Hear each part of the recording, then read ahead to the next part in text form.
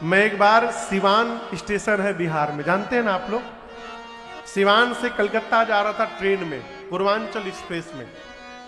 कथा में आने के बाद तो एक बाबूजी सामने बैठे थे, तो बातचीत होने लगी। तो पूछे आप क्या करते हैं?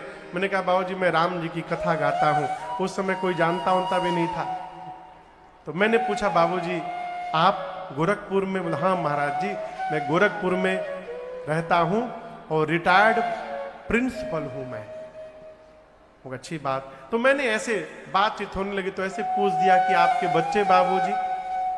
तो मैंने जैसे पूछा आपके बच्चे, झल से उनकी आंख से आंसू निकल गया। हमने कहा बाबूजी मैंने कुछ गलत कह दिया क्या?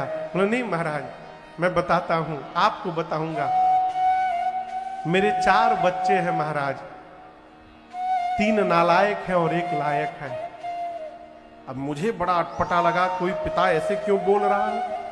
मैं चुप, मैं हिम्मत नहीं आगे पूछने की, स्वयं बोलने लगे। मेरा पहला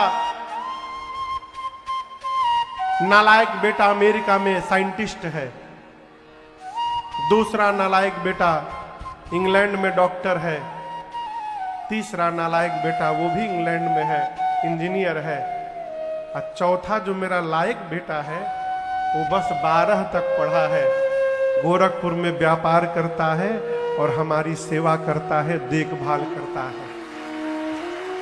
ये उनके श्रीमुख वचन में सुना रहा हूं आपको।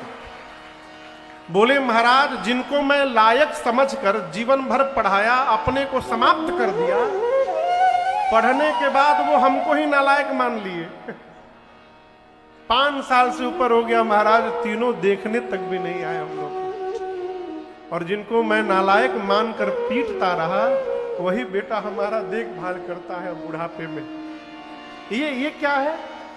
आशा लगाकर रखिएगा तो आशा पूरी नहीं होने के बाद रोना पड़ेगा।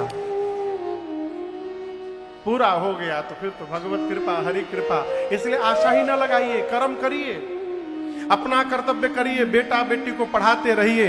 यदि आपके लिए कोई जी रहा है, आपका सौभाग्य है। नहीं जी रहा है, हमने तो सोचा ही नहीं था। आनंद में रहिएगा, जहां रहिएगा आनंद में रहिएगा।